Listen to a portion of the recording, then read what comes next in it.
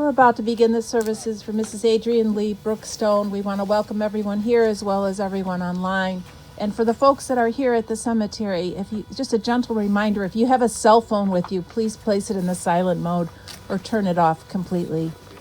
Officiating at the service today is Rabbi Amanda Green from the Sinai Congregation in Chicago. Before we begin, Arnie and Susan, you're going to partake in the ritual of Kriya that we spoke about yesterday. There are some Hebrew words. I'll say them first and you can repeat after me and then I'll translate it and then you will tear the ribbon. Baruch atah Adonai. Dayan ha'emet. Which means blessed is the eternal one whose ways surpass our understanding. And I invite you to tear the ribbon, and I'm happy to help you if you need some assistance. I could use yours. Okay, let's just do it together. Put your hands on your thighs. Go. You got it? Where's your ribbon? You got it?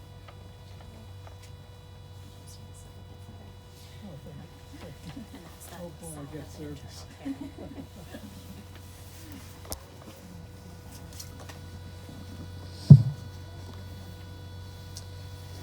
Death has taken our beloved Adrienne. Our friends grieve in their darkened world. In their silence, there is lamentation. In their tears, there is loneliness. Lost in their sorrow, may they find the presence of loving friends. Hear them, O God, be with them. For Adrienne's love that united us in life, and which death cannot sever. For her companionship that we shared along life's path, and which continues through the tenderness of memory, for the gifts of her heart and mind that brought joy and happiness, and is now a precious remembrance. For all these and more, we give our thanks to God. In this time of grief, we listen to the voice of our sacred scriptures that brings us the ever-new message of God's nearness. It tells us of our kinship with the Creator, in light as in darkness, in joy as in sorrow, in life as in death. If you received a pamphlet when you came in, the words of the 23rd Psalm can be found on the inside at the top of the page. And if you would like, I invite you to join with me in these words, which are meant to bring comfort to those of you who are here today grieving Adrienne. Together, the Lord is my shepherd, I shall not want. He maketh me to lie down in green pastures. He leadeth me beside the still waters. He restoreth my soul. He leadeth me in the paths of righteousness for his name's sake. Yea, though I walk through the valley of the shadow of death, I will fear no evil, for thou art with me. Thy rod and thy staff, they comfort me. Thou preparest a table before me in the presence of mine enemies. Thou anointest my head with oil, my cup runneth over. Surely goodness and mercy shall follow me all the days of my life, and I will dwell in the house of the Lord forever. Birth is a beginning, and death a destination. But life is a journey, from childhood to maturity, and youth to age, from innocence to awareness and ignorance to knowing, from foolishness to discretion and then perhaps to wisdom, from weakness to strength or strength to weakness, and often back again, from health to sickness, and back we pray to health again, from offense to forgiveness, from loneliness to love, from joy to gratitude, from pain to compassion, and grief to understanding, from fear to faith, from defeat to defeat to defeat, until looking backward or ahead, we see that victory lies not at some high place along the way, but in having made the journey stage by stage, a sacred pilgrimage. Birth is a beginning, and death a destination. Life is a journey, a sacred pilgrimage to life everlasting. Very grateful to Arnie for sharing the wonderful book L'chaim, to life, with me yesterday. And they shared with me that it was a quick read, and indeed it was, but more than a quick read. It was a beautiful, loving story of a family. And thank you for sharing that with me and inviting me into your family's life in such a way. I was reminded as I was reading the pages of the Jewish poem Eshet Chayil. And here are the words. A mother of generations, a woman of valor. She is precious in the gifts that she has given to her family. Her children have found trust and truth in these gifts. We follow in patterns that she taught. She is robed in strength and in dignity, and she smiles at the future. She opens her mouth with wisdom, and the teaching of kindness is on her tongue. We benefit and we learn from her wisdom. May she always be credited for the fruit of her labor and her achievements. May she live on in glory. This time I'm going to invite up one of her granddaughters, Marissa, to share some memories of Grammy.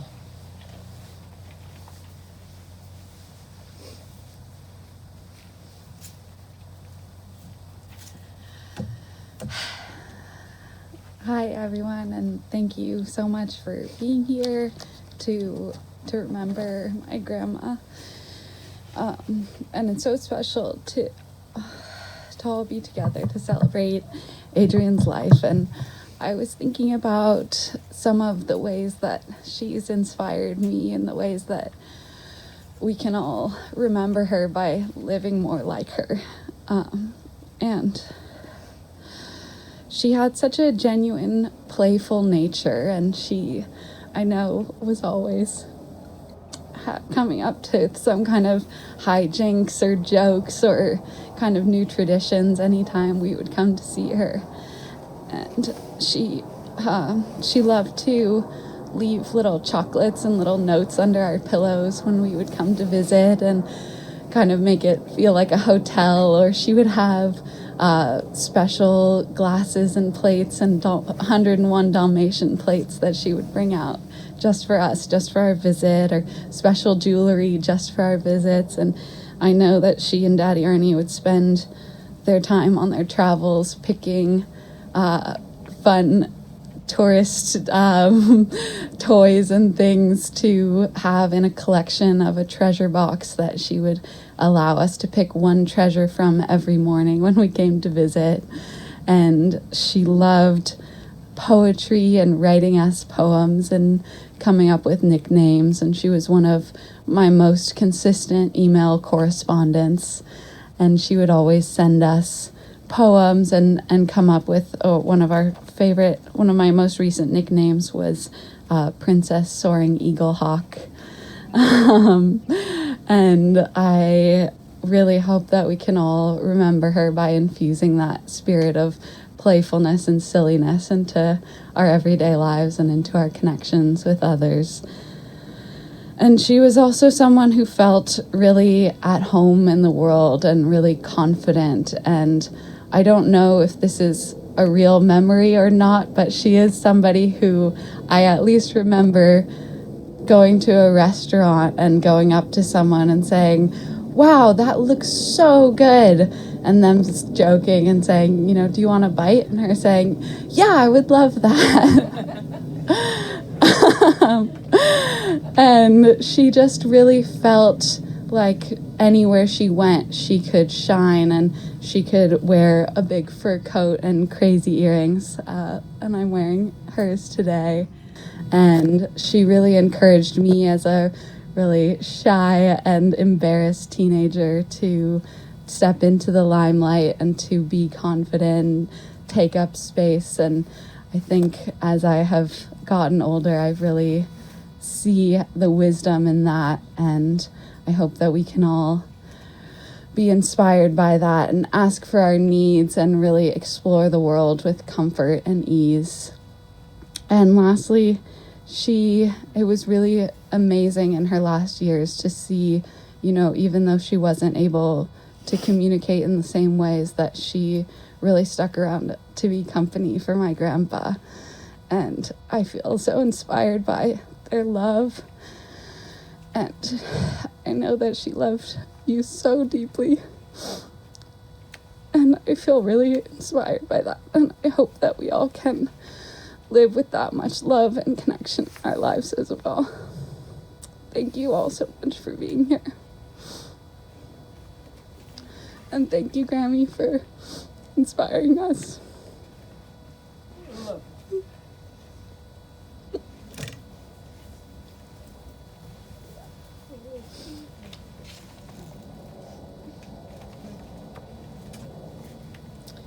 Thank you so much, Marissa, for sharing such beautiful and inspiring words.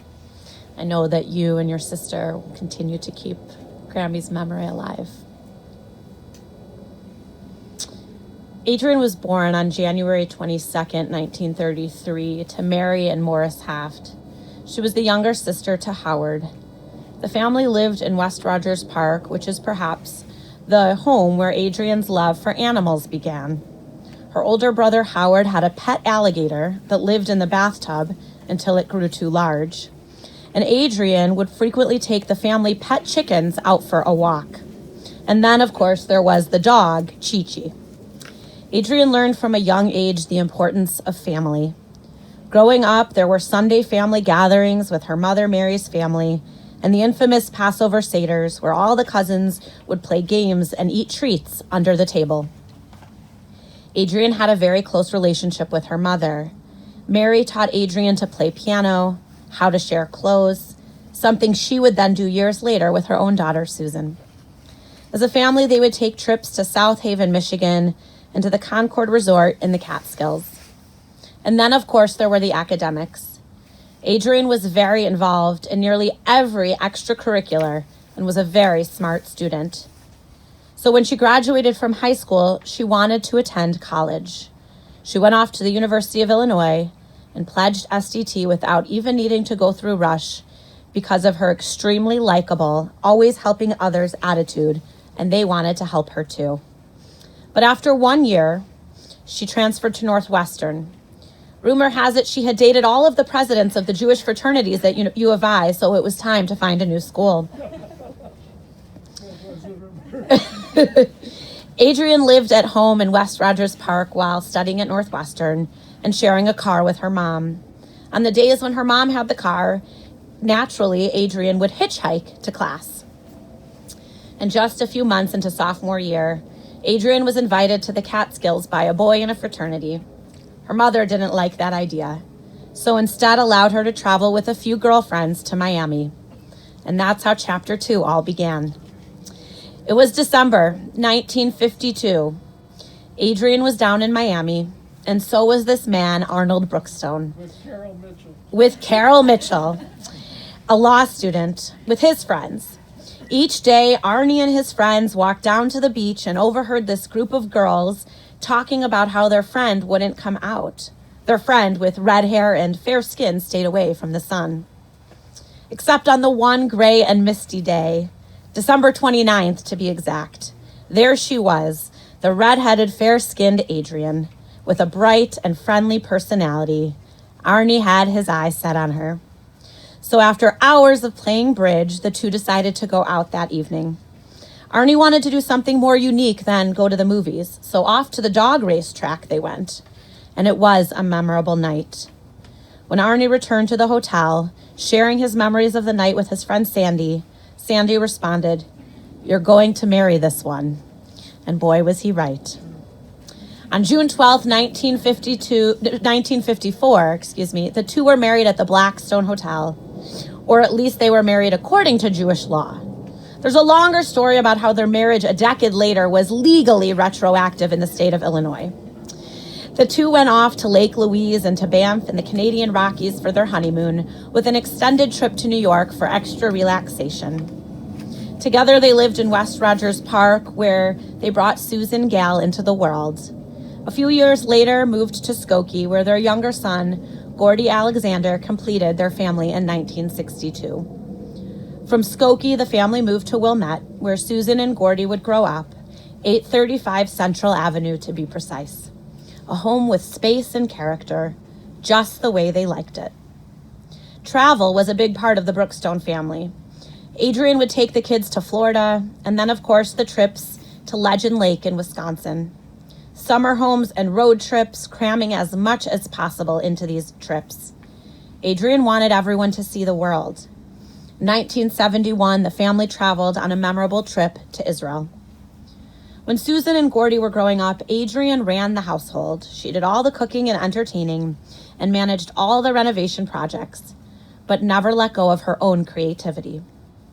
In the 1970s, she grew especially interested in American Indian causes and learned that the community had many wonderful craftsmen and artists. Eventually, she took it upon herself to create World Horizons, which helped to get these items into museum gift shops and the like.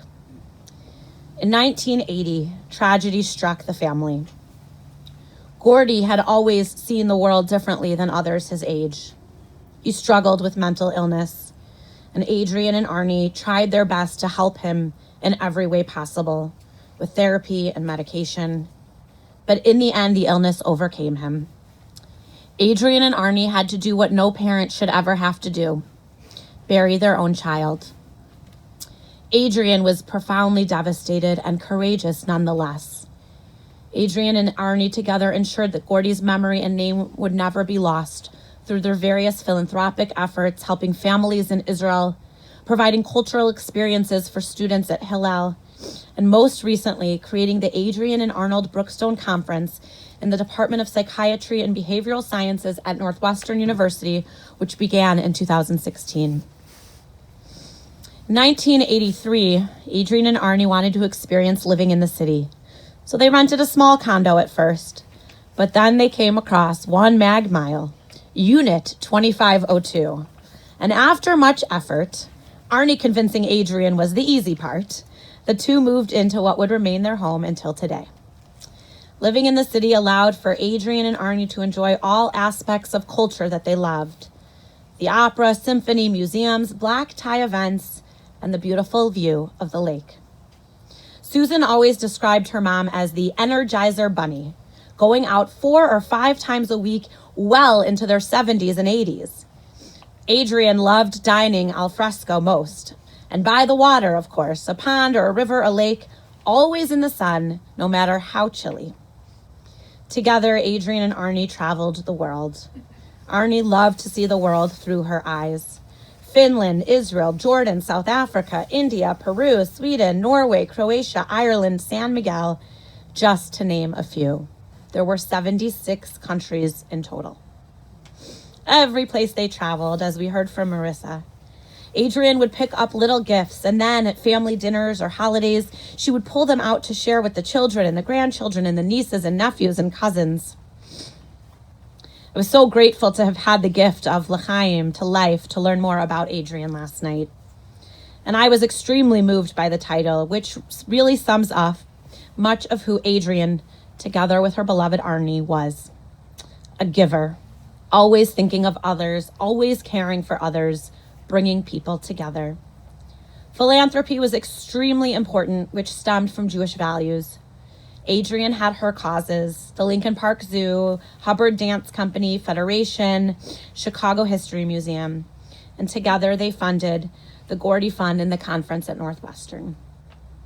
But the book seemed to really be about the next generation: Susan and Bill, and the grandchildren, Kenlyn and Marissa. Adrienne loved being Grammy. There were special trips to New York to celebrate the millennium, seeing The Lion King. There's a story about an actor sitting right down next to Kenlyn for a musical number. New York for in Times Square to watch the ball drop, and of course the special trips for your bat mitzvah. Each time Marissa and Kenlyn came to Chicago, as we heard, Grammy would take out the treasure box as soon as they got to the condo, and they would each choose one treasure. Oh, how she loved to spoil you. Grammy and Daddy Arnie also would take you to the beach, the museums, on carriage rides, to the American Girl store, and of course, shopping. But one of the highlights for Grammy and Daddy Arnie was that they got to break the rules and take Marissa and Kenlyn for the no-no foods, to the bakeries and the candy shops. On a trip to Napa, the girls discovered a love for baked apples with cinnamon, and for years, Grammy would make sure to make it every time you came to visit. Fried matzah and noodle pudding were other favorite treats. Life was really wonderful for Adrienne and Arnie, traveling the world enjoying time out, spending time with family and friends. And then suddenly, in January 2017, Adrienne was diagnosed with ALS. Adrienne was a fighter. She would continue to live life each and every day of this horrible illness to the best her body would allow. In the early years, even remaining quite social. Visits from friends and family, and the favorite neighbor, niece Sharon, and her dog Trixie, always asking Alexa to play their favorite classical tunes. ALS is truly a debilitating disease. And through it all, Adrienne remained strong. And through it all, Arnie by her side. As she grew weaker and unable to communicate with words, there continued to be signs of Adrienne. When Arnie was by her side, kissing her and telling her how much he loved her, she lit up with a smile. And she seemed sad when he wasn't around. In fact, when Arnie was in the hospital recently, she began crying, and through the help of Sharon and Susan, the two FaceTimed, and immediately Adrienne's tears dried up. How lucky she was to have such a support system in the good times and the bad. Her nieces, her daughter, her son-in-law, her granddaughters, her friends, her caregivers, and of course, her most beloved Arnie. As I sat in the home yesterday, I noticed a beautiful flower bouquet on the table from Arnie to Adrienne. The two truly shared an incredible life together, created a loving family, built on values of caring for others and giving back. In the words of one of your dear family friends, Jocelyn Speisman, a hero can be someone very famous. For example, George Washington. Or a hero can be a regular person that does small things every day. My hero is creative, brave, and generous. My hero is Adrienne Brookstone. Adrienne Brookstone has a great effect on my life and probably many other people's life. She has inspired me to be much more creative and to decorate my room and love to draw. When she is around, she makes me joyful and happy. She is my role model because she shows great courage and she shows people to be good to the environment and to smile even when you don't want to. One lesson she has taught me is to try new things. She has showed me to express myself and be creative and different from any other person. And let me continue with Adrienne and Arnie's own words. Through ancient mandates and modern philanthropy, Jews have provided basic human needs and a helping hand so that people can help themselves, and in turn can also help others. Jews have made a difference. Generations of our family have worked to make a difference. Lador vador, from generation to generation, we can make a difference. Adrienne Lee Brookstone has made a difference in each of your lives, in the lives of the Jewish community and in the greater community, in the lives of each and every individual who came to know Adrienne Lee Brookstone, her strength, her courage, her beauty, creativity, and of course, her love. Zichrona Livracha. May Adrienne's memory be for a blessing in the way in which each of you carry on her memory through the way in which you live your lives, honoring and being inspired by Adrienne Brookstone.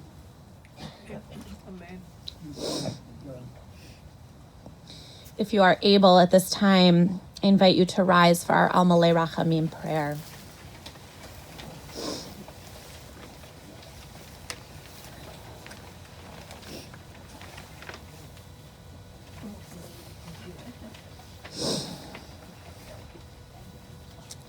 Almalei Rachamim, Shochein Bamromim, Hamtzei Menucha Nechona Tachat Kanfei Hashchina, Im Kedoshim Utahorim Kezohar Harakia Mazhirim, Et Nishmat Abrinal Bat Mordechai V'Miriam, Shehalcha Le'olama, Ba'al Harachamim Yastireha, Beseter Kanafav Le'olamim, Bitzror HaChaim, Et Nishmata, Adonai hu nachalata, v'tanuach b'shalom al mishkava, v'nomar.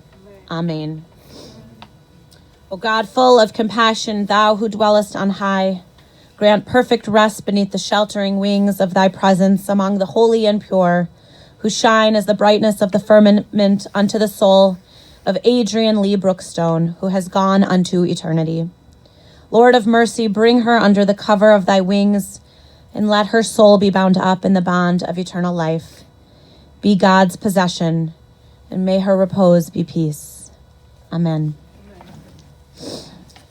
At this time, we're going to invite the cemetery is going to place the vault. We're going to lower her casket. And as we do so, I'll invite those of you who are gathered here today, you can remain standing or you can sit as this happens, to just turn to those around you and share a memory that you're thinking about today, a memory that you want to continue to hold on to, maybe one that makes you laugh, perhaps one that makes you cry. Maybe it's the earrings you're wearing that you want to share, or a gift that she gave to you from one of her trips. So this will take just a few moments, so do feel free to be seated during this time.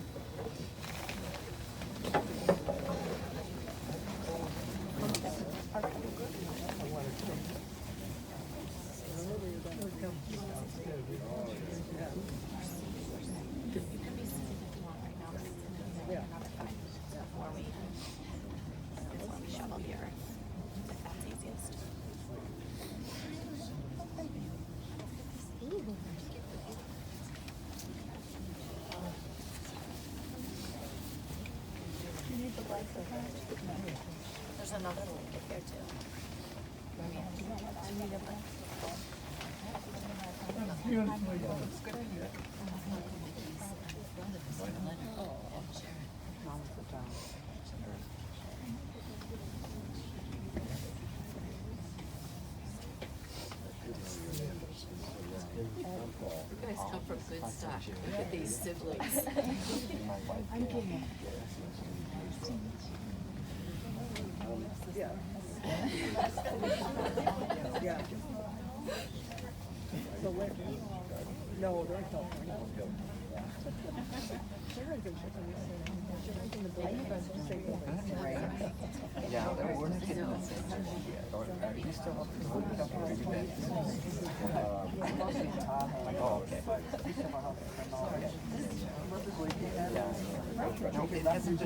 hasn't been so bad. Thank you. Are you here? I am here, right? Yeah, I live in the city. She's a junior? Yes.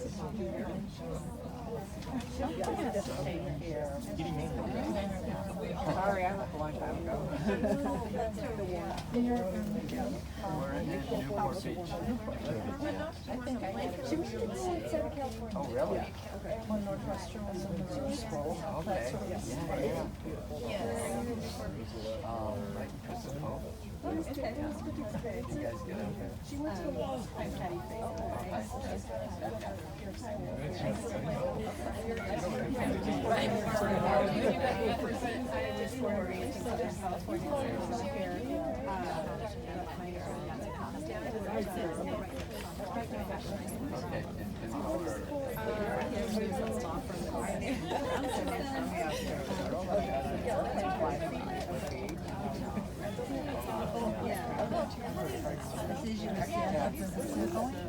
It's easier to stand than to sit down and stand up again.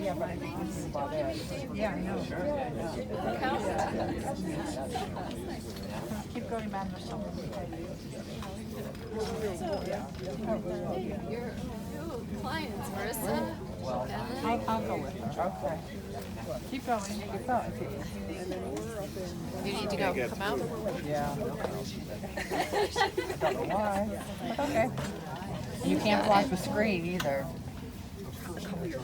Where do you want? Do you want a blanket over you? Sorry.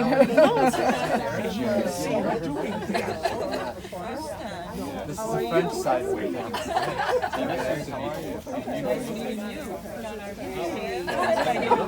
How about him? Same here. Yes. Oh, really? Yeah. This is Jarrett, Larry. I remember seeing them when they were on a bus one time. Yeah. Out in California. Yeah, I thought, Oh, you didn't come? No, I came with Alicia.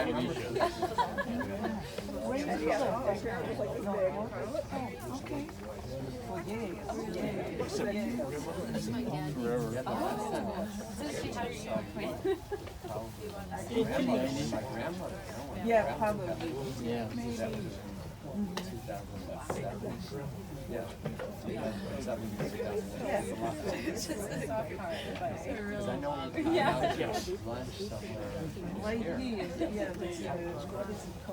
Jameson? Yeah, Jameson Tavern. Yeah. Yeah. There you go. She takes care of me. Somebody has to. And you're darn right. After 80 years. So have you gotten back to France at all? No, the last time was from my dad and I. We were great. There was crowd. Not at all. Sharon just goes there all the time. She's got some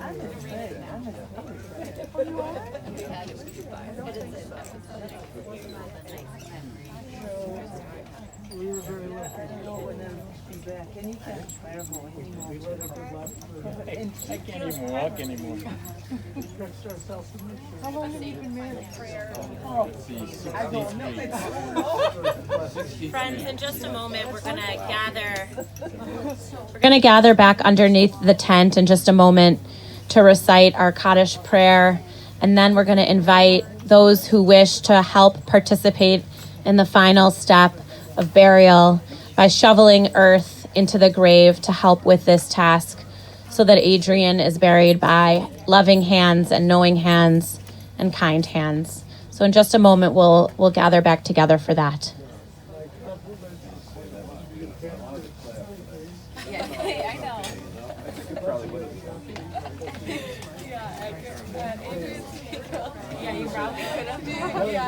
You just be a wild card today. As long as I miss. There's a whole book of it. You can't do it all. Really.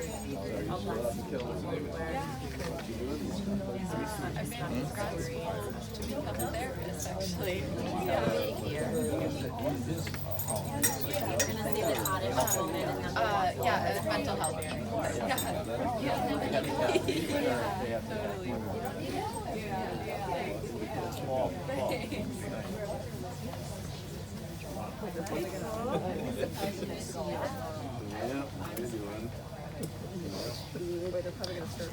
We're going to gather now to say the Kaddish prayer.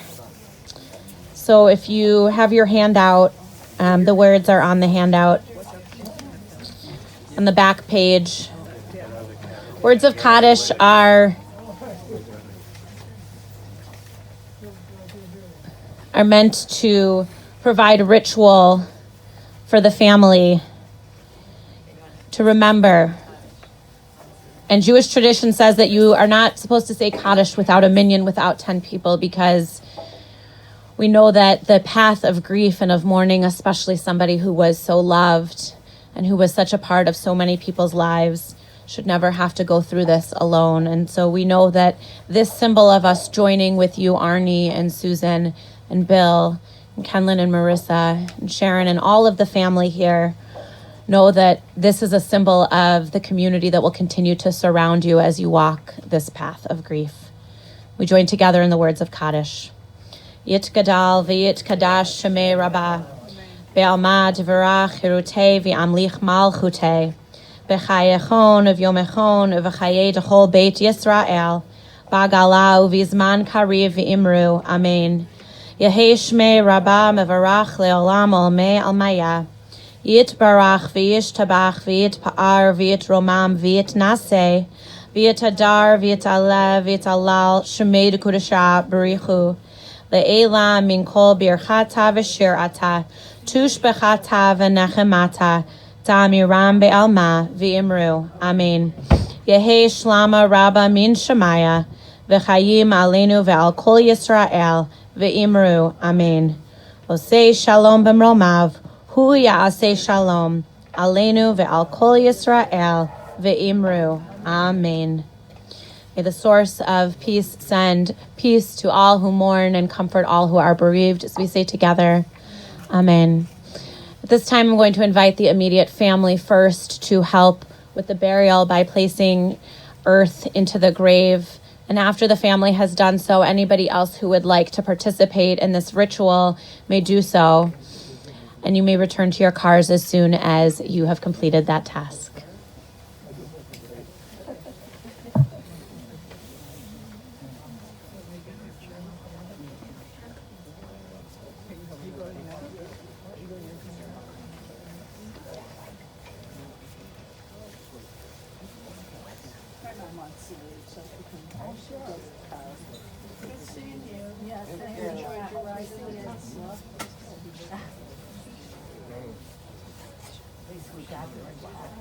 Yes, we did. Say hello to He your landed. hubby and the kids. He landed.